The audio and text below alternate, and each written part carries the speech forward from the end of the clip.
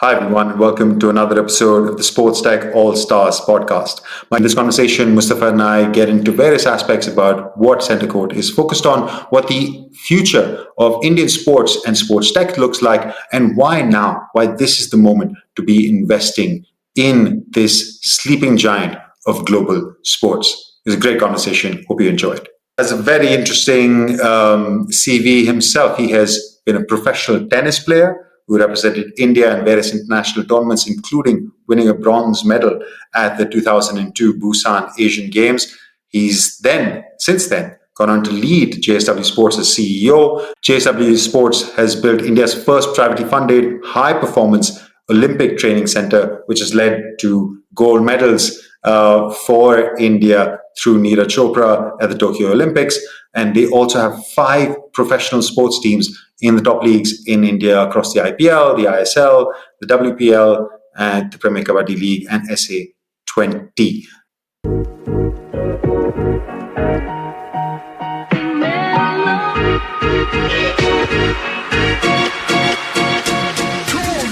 This is the Sports Tech All-Stars podcast, showcasing outstanding startups and initiatives in the global sports tech ecosystem.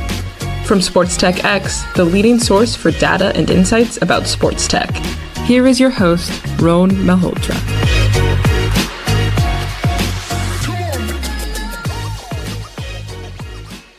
All right, so Mustafa, tell me the origin story. What has led you to setting up what is, in some ways, India's first dedicated sports tech fund? Well, Ron, you know that I've been wanting to do this for a while. I've over the last 4 or 5 years have really had the opportunity to see the Indian industry grow exponentially. And it's not just while everyone talks about how India is a very, very huge cricket market, and that will not change anytime soon. What I guess you don't see when you're sitting 15, 20,000 feet above the ground is that there is a lot that's happening under the radar in the technology space, in the fitness space, in the gaming space in India, which is actually very path-breaking and in a way catering to not just a very large India market, but a global market as well. And having that understanding and having that pulse of the industry kind of has been at the back of my mind. But I think the last couple of years, and we've talked about this a few times, the last couple of years have been spent on building out Center Court Capital because, like I said, the opportunity is huge. There's just so much going on and quality founders are building in the space. So I think for us, there's no better time than now to be investing in what we believe is a nascent but very fast-growing sector in India.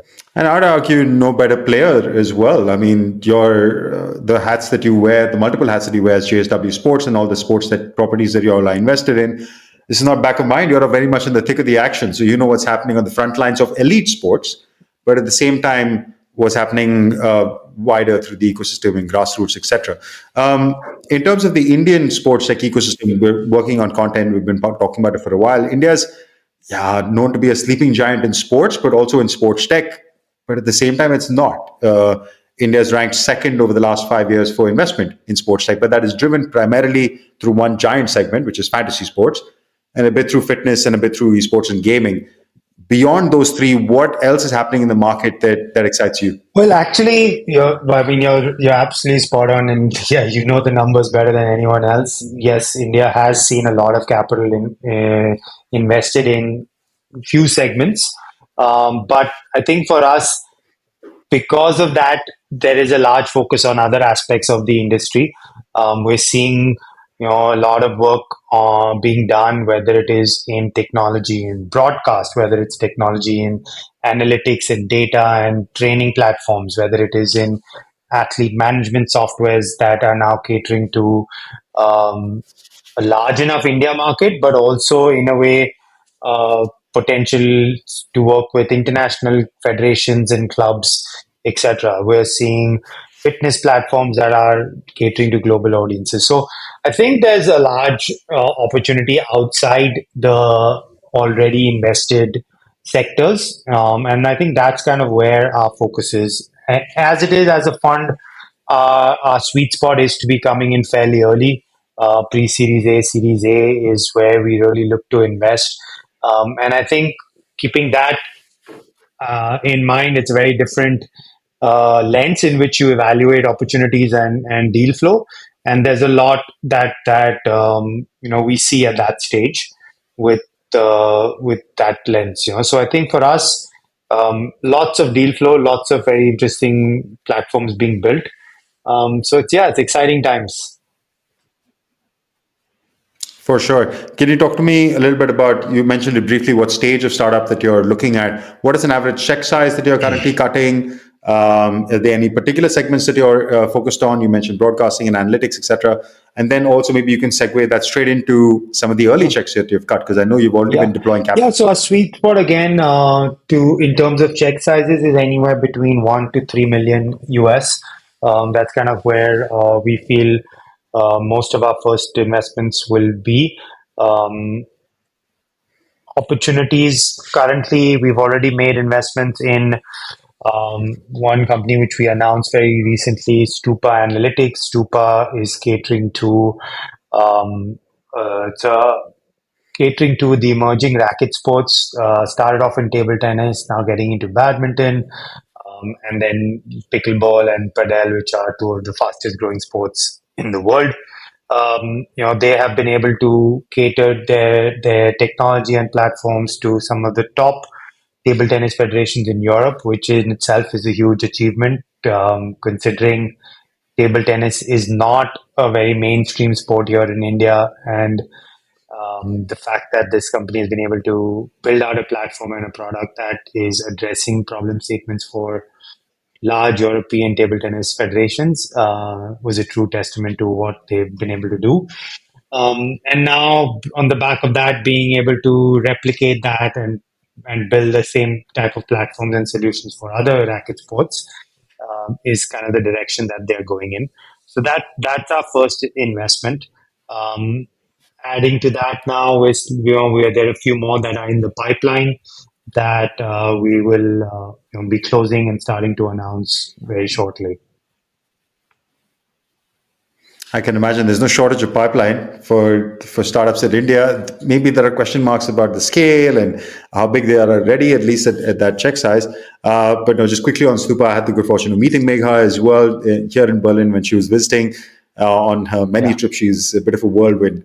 But yeah, great team, great founding team, and also comes from similar to yourself. And I mentioned that in the intro. Comes from a kind of pro athlete background as well, right? Her Yes. partner Yes. Yeah. is from the table tennis ecosystem, and then Megha's on the business side, and great companies doing very interesting things.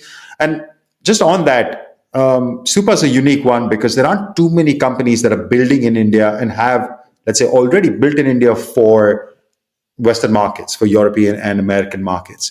Can you talk a little bit about your thesis on building in India for other markets? Maybe you can build cheaper and there's a better skill set and a different type of product that we can roll out versus products that are built in India for the Indian sports and sports tech ecosystem. So it's a good Any mix, thoughts to be around that? honest, and that's a very important element of the way we are evaluating the flow as well, right? There are some businesses that are uh, only catering to the India market, and they're large enough to opportunities in itself. And those would be more, I guess, in a sports perspective, they would be probably more cricket focused because of the large, player base, whether it is at an amateur level or a semi-pro or even at an elite, high performance teams, franchise level opportunities.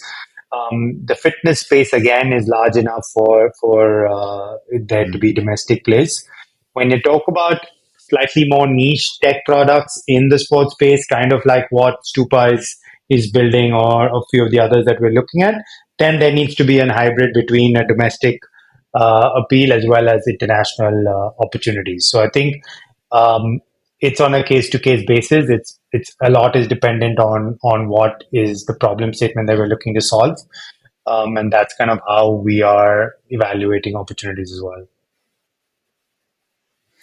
One of the things that turned up during our own research of looking at the Indian market is that, like, consumer facing products, whether it's, let's say, amateur or any level of sport. Of course, cricket is the leader, but whether it's football or something else, if it's consumer facing, it's, I don't know, booking courts or getting some sort of video highlights for your own package, for your own game, or something Yeah. for your personal training, either on fitness or other sport. That kind of works because that has tremendous opportunity to scale. But selling B2B in sports in India is a challenge because it's just I mean, for the lack of a better word, lack of maturity with across. There aren't enough buyers in the B2B segment. Maybe there are a couple of leagues that have strong enough teams, and out of those teams, also there's only very few that actually have the purse to go and spend in, or the purse and the inclination to go and spend in these kind of topics. Has that been your experience as well with working with these startups, and also, let's say, as Yes, team owners? so the franchise and the league models and businesses still have to evolve. You obviously have a very, very successful IPL, but that's cricket, India, and 15, 16 years of maturity behind it to be where it is right now.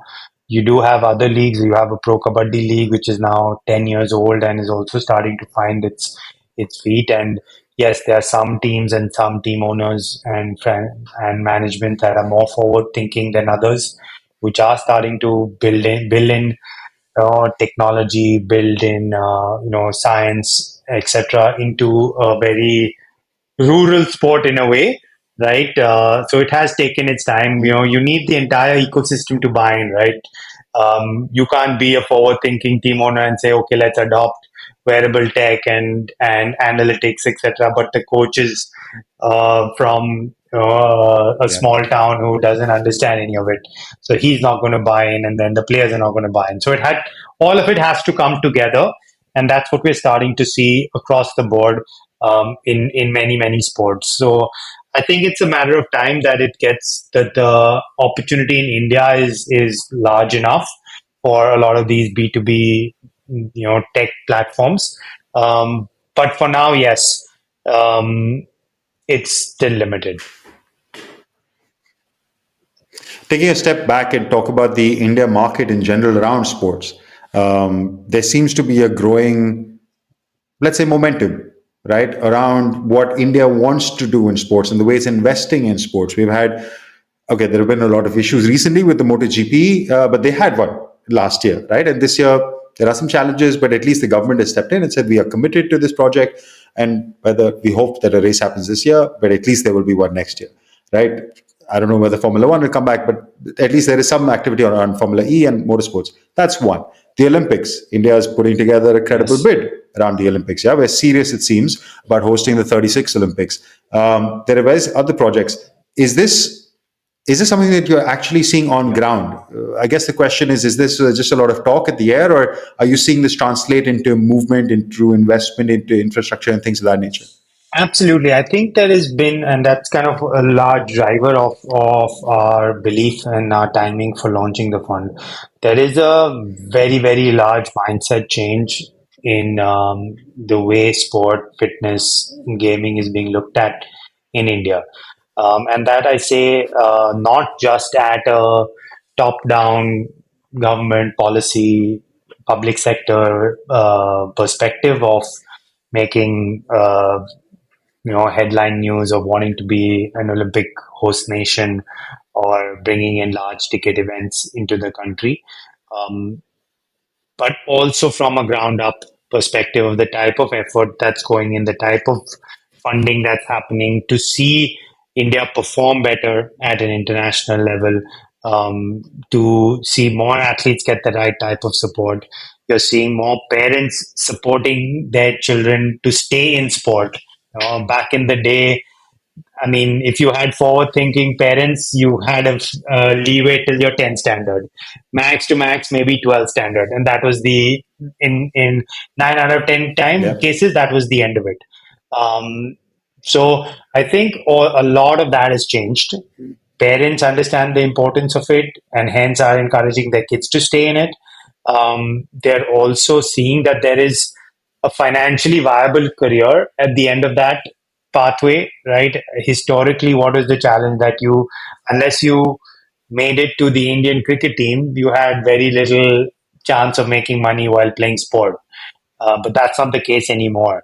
You can play multiple sports, and if you're very good at it, you can have a good career, which is financially secure. So I think those are very big mindset changes. You're talking about, again, while you talk about the top of the pyramid and the bottom of the pyramid, you also have the mid section, which is a large number of amateur, semi pro individuals, athletes, players that are keen to spend a lot of time playing sport, being outdoors, being fitter, being healthier. Um, and that's not just a fad anymore, which was usually the case 5, 7 years ago. It's very much mainstream, part and parcel of everyone's lifestyle. So I think all of these elements are the positive drivers that make us all believe that India is now not still a sleeping giant, but is now starting to wake up and is ready to make that change. The same use the conversations that we usually have when we are in Europe or in the US about nutrition and sleep and recovery, and and I'm not talking about with the Neeraj Chopra, but with every average half marathon runner or Iron Man or cyclist, etc., is what's happening now in India. Everyone has some sort of wearable, everyone has some sort of fitness trackers. So these are all becoming mainstream, and I think those are the factors that make us believe that there's a big change in the industry. Yeah, I think that's a great summation. Effectively, if you to look at it as a pyramid, like you described, the apex is what the government is doing in this public policy around investing in infrastructure, sport for good, mass participation, etc. The base of the pyramid, and I think you hit the nail on the head, is the parents. Is that there is just, and they see what's happening in the market. With cricket, it was just maybe 20, 25 players earlier who represented the national team on an annual basis who could get a significant contract. Now, if you play state Yeah. cricket, IPL or T20 cricket for Tamil Nadu, Karnataka, Gujarat, whatever, your son or daughter can have a pretty decent income. And then that's outside, that's in cricket, and then all the other sports. Just on that, I was very lucky that I had only one of two things that you need to be successful in sport. I had very supportive parents, which is fantastic, but I didn't have any talent or skill. That's just my luck. But the parents, just goes to show that the parents play a huge role. And the third one is actually this middle segment, which is people such as us, in their 20s to 40s who have disposable income. Where are they spending that Yeah. income? They're spending it on either to do sport as part of their, I mean, they're spending on food and drink and shopping and travel and all of that. But also now their body, their mental and physical fitness is very a topic gaining importance. So all of this combined with 1.4 billion people with an average age of 28 and blah, blah, blah, and all those positive economic factors, then makes you wake up and take India quite seriously. Looking ahead, what now? I know you brushed on some topics earlier, and we talked about broadcasting and certain analytics and stuff.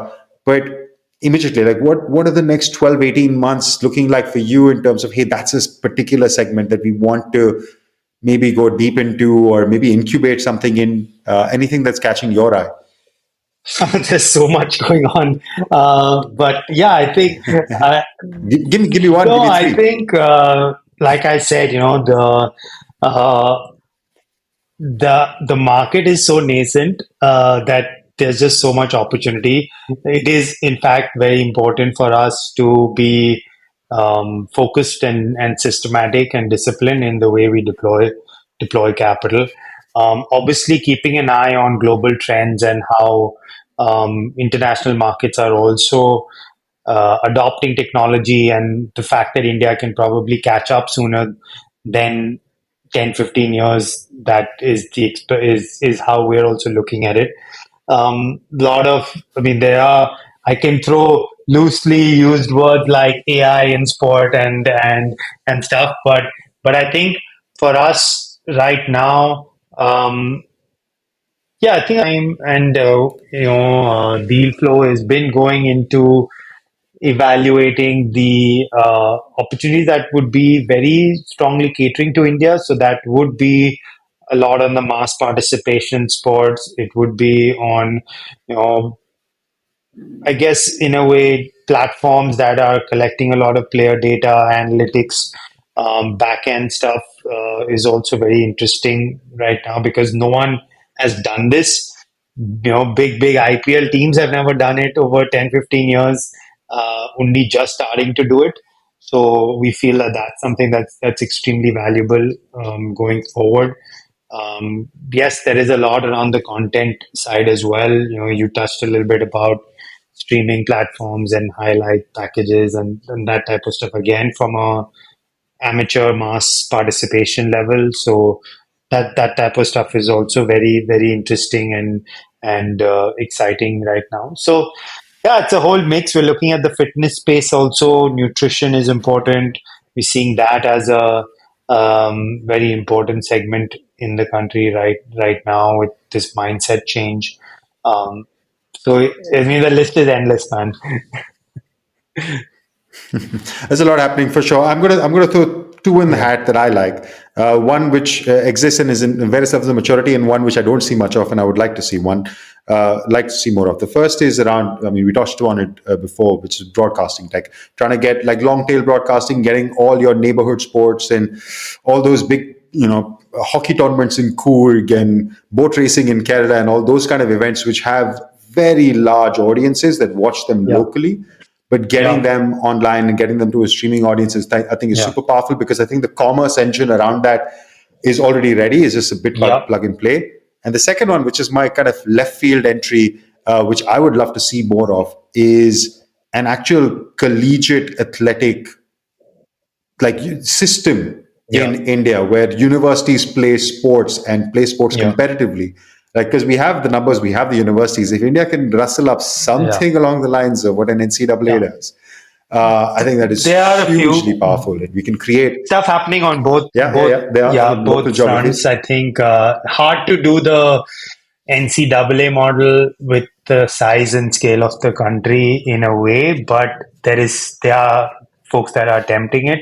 Also, that it's not yet organized, and all the schools or colleges are not on the same platform in a way, right? You know how there are multiple education boards that we all are dealing with, so everyone has different schedules and parameters. But yeah, I think there are folks that are trying to do that, and I totally agree. It's a huge opportunity. Yeah, the other the streaming and platform play. That's there are a few more players looking at that right now. Seems to be Yeah. something that has got some traction and funding, which is great. So yeah, so those are good. Yeah, I think there's a lot happening even on the infrastructure side. There's a lot happening on Yeah. just public facilities, right, where you can pay and play Yeah. and get that opportunity because historically, as you know, India was a very club culture type of an ecosystem where if you were not a member of a club, it was very hard to get access to many sports. You still got away with football and cricket because you could play it more or less anywhere. But when you talked about other sports, especially the racket sports, if you were not a member, it was hard for you to pick up that sport at a young age. So hopefully seeing a lot more of that as well. For sure, access to sport is a Yeah. big one in India, and I think that momentum changing is so important to the growth of sports. Just to wrap up a little bit the conversation on the NCAA one, because I really like that piece. I think I agree that there is so much complexity around just trying to aggregate all the Yeah. universities, but I think one of the nice things about that model of the NCAA model is that you have just, I think, what is it, the Power Five conferences, right? What is the Yeah. Big Ten, Pac-12, ACC? I forget the other names, but it just takes a few 5-10 universities to get together, and they can, if they can Yeah. get on the same page, then I think it's super powerful. But let's see, that's a hopeful one. Mustafa, motoring along and trying to bring this home now, because I think it's been a great conversation. What's coming up for Center Court?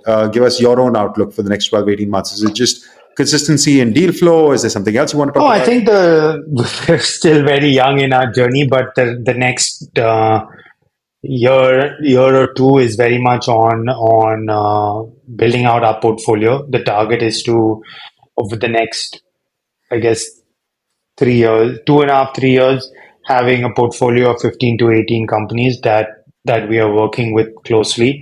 Um, I think we are differentiated from by the fact that we are operator turned investors. So a large part of our USP is also the fact that we want to add more than just capital to every conversation and investment. We feel that there is more that we bring to the table, whether it is from growth strategy, whether it is from opening new markets, making inroads, introductions, getting on experts, all of that. And I think that that's something that a lot of founders want over and above just getting in a few checks here and there.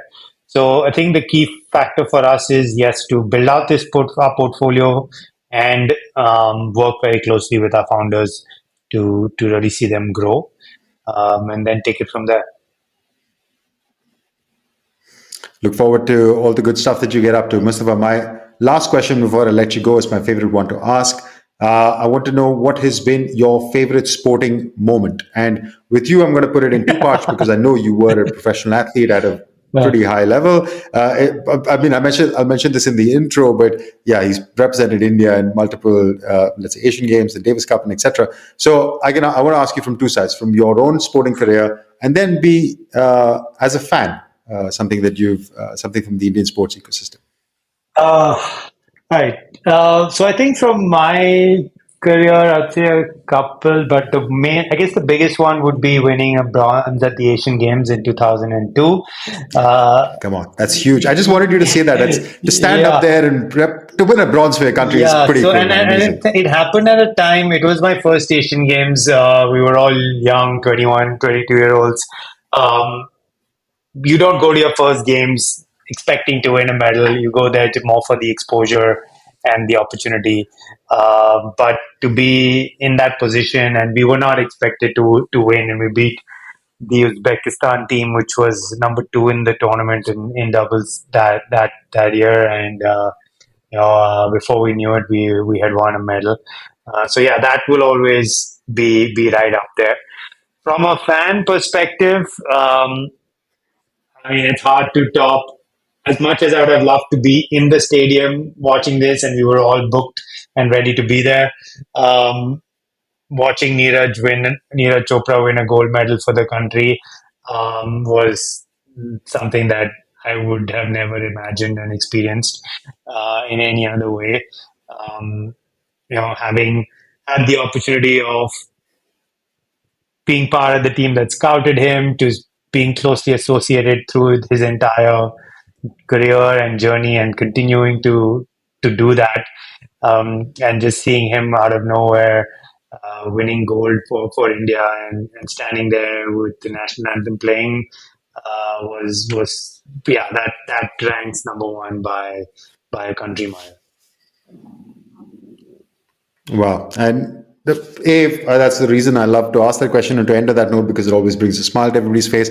But B, just to give obviously Neeraj Chopra, what he did as an individual achievement has never been seen before in Indian sports. And I hope you'll see a lot more of it in Indian sports. But it was an incredible achievement. But for you and your team to play some role in that journey for him, kudos to you guys as well. To bring it home, I have to say, and it'd be remiss of me not to, that I think I mentioned this in the past. Maybe personally, I've known you a long time, seen JSW Sports since the first time you started with BFC, and I don't know, we did the Champions T-shirts back in my first startup for Bangalore FC when they won their first I-League trophy. So we've been in some sort of touch for 10 plus years, probably more, and to see all the work that JSW Sports has done across the Indian ecosystem, from the various sports to the Center of Excellence to the Olympics, and now at the spearhead of innovation in terms of setting up a fund and fueling the next wave of Indian entrepreneurs in the sports tech ecosystem. If there's a bunch of guys men and women who are doing it right, it is your team. And you, I guess, is the maybe business face, maybe not the public face, but as the business face of that, full props. Thank Full you. props to you guys. And look forward to seeing everything that you guys get up to. No, thank you, and always a pleasure to chat. And looking forward to doing many more of these. Fantastic. Last one, is there if somebody wants to get in touch with you, best place is LinkedIn or through your website, I assume? Both. Easy. Yeah. Super. We'll drop those in the show notes. Mustafa, thanks so much once again for time. We had a bit of a technical glitch to start off, but I think we got there well in the end. That's more important, right? Thanks for your time. Thank you. That is a wrap for another episode. What a good one that was, to hear from, like I said, the leading lights driving the Indian sports ecosystem and now driving the Indian sports tech ecosystem in Center Court Capital, the first dedicated sports tech fund. Great to hear from their perspective. We'll have more coming for you over the next couple of weeks. Stay tuned. Thanks for listening to the Sports Tech All-Stars podcast with Rohan Malhotra. If you like our show, let us know and leave a review. And if you want to know more about us, check out sportstechx.com, where you can find our latest industry reports and updates. For a deeper dive into all things sports tech, check out our comprehensive database, Sports Tech DB, at sportstechdb.com. Don't forget to follow us on social media. You can find us at SportsTechX on Instagram, Twitter, LinkedIn, and Facebook. Join us next time for another insightful conversation with a leader in sports tech.